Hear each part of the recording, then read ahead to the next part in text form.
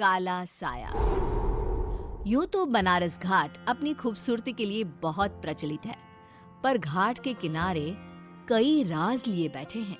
ये कहानी शुरू होती है बनारस के घाट के पास बने ममता निवास से, जहां प्रिया लाल जोड़े में ममता के घर उसकी बहू बनकर आती है। आओ आओ बहू, घर को अपने पैरों से पवित्र करो। ममता घर की दहलीज पार कर ही रही होती है कि अचानक एक बहुत गंदी सी बास पूरे घर में फैल जाती है।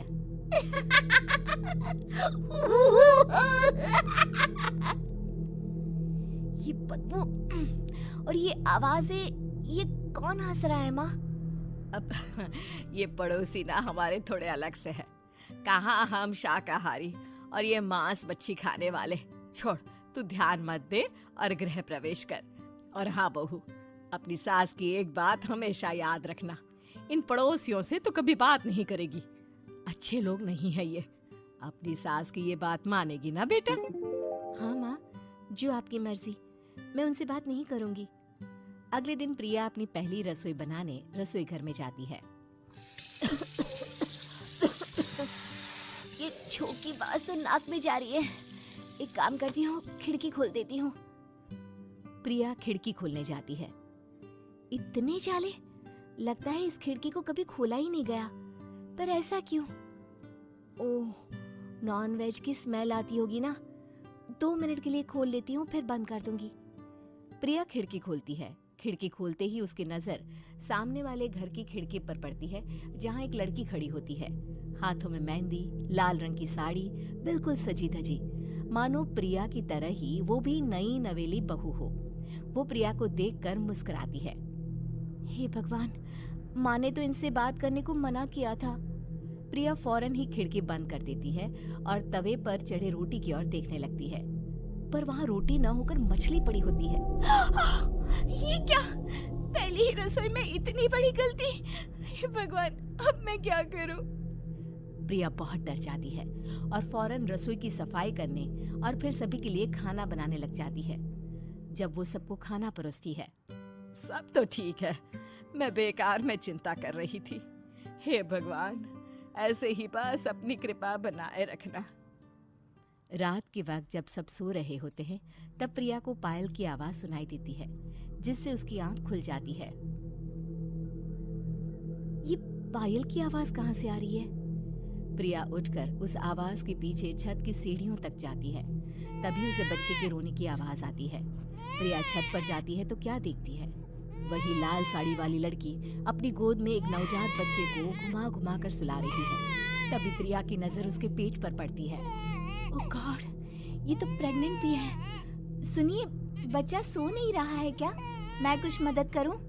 नहीं नहीं, आपके घर वालों को अच्छा नहीं लगेगा, मैं संभाल लूंगी। स्नेहा की गोद से बच्चा हाथ मारकर प्रिया की गोद में आने को छटपटाने लगता है। दोनों घर अगल बगल में बने होने के कारण प्रिया उस बच्चे को गोद में ले लेती है। प्रिया के पास आते ही वो सो जाता है। बच्चे का वो स्पर्श रात भर प्रिया भूल नहीं पाती और अगली सुबह वो छत पर कपड़े सुखा रही होती है। तभी उसे एक औरत इशारा करके बुलाती है।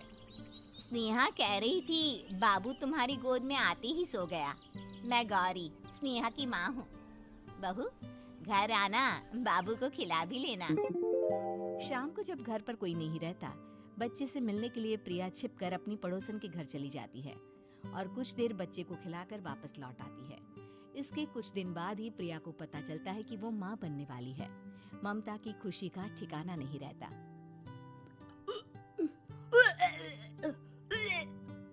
माँ जी, पता नहीं क्यों उल्टी आ रही है। प्रिया भागती हुई वॉशरूम में जाती है तो हरे और लाल रंग की उल्टी करती है। उस उल्टी में से कीड़े निकलते हैं। ये क्या? खून और ये कीड़े! माँ! माँ! प्रिया की आवाज सुनकर ममता दौड़ कर आती है, पर बेसिन में कुछ नहीं होता। प्रिया हक्की बक्की रह जाती है। ये सब क्या हो रहा है? प्रिया घबरा जाती है और अपने कमरे में जाकर सो जाती है। डर के कारण वो इतनी थक जाती है कि उसकी आंख लग जाती है।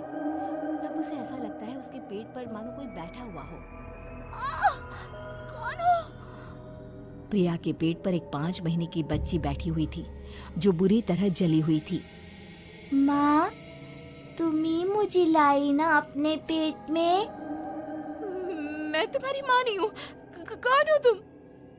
माँ, देखो मैं जल गई बुरी तरह से। 6 महीने पेट में रहने को भी मुझे नहीं मिला। सहला दो ना माँ। बचाओ, बचाओ, माँ। ममता दौड़कर कमरे में आती है। प्रिया की बातें सुनकर वो सब समझ जाती है। तू कहीं बगल वाले घर में तो नहीं जाकर आई ना बहू? मुझे माफ कर दो, मैं गई थी माँ। उस घर में सब मरे हुए हैं बहू। कई साल पहले स्नेहा उस घर में बहू बनकर आई थी। कुछ ही दिन में वो एक बच्चे को जन्म देने वाली थी। पूरा घर बच्चे के आने की खुशी में खोया था कि एक दिन अचानक उस घर में आग लग गई। सब बुरी तरह जलकर मर गए। गौरी आज भी दादी बनने का इंतजार कर रही है और इसीलिए स्नेहा ने अपना अजन्मा बच्चा तुम्हारी कोख में डाल दिया। ममता ये कह रही होती है कि पीछे से उसके पैरों को एक बच्चा पकड़ लेता है।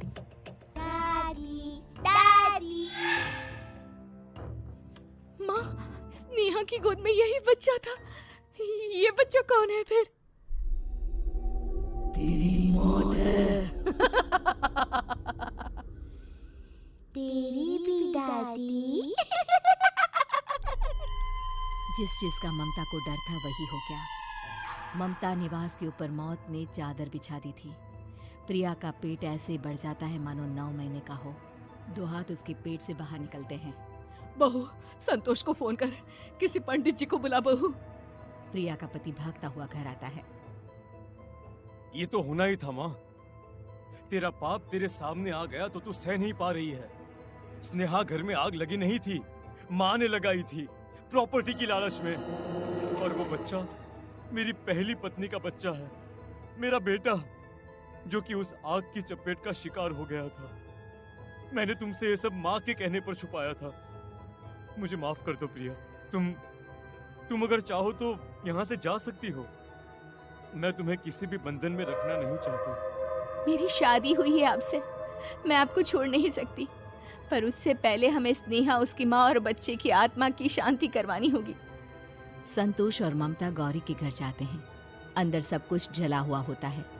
जमीन पर जली हुई लाशें बिखरी हुई थी। ममता रो रो कर अपने करने की माफी गौरी से मांगती है। प्रिया स्नेहा के घर वालों का अंतिम संस्कार करवा देती है और ममता निवास फिर से आत्माओं के साए से मुक्त हो जाता है।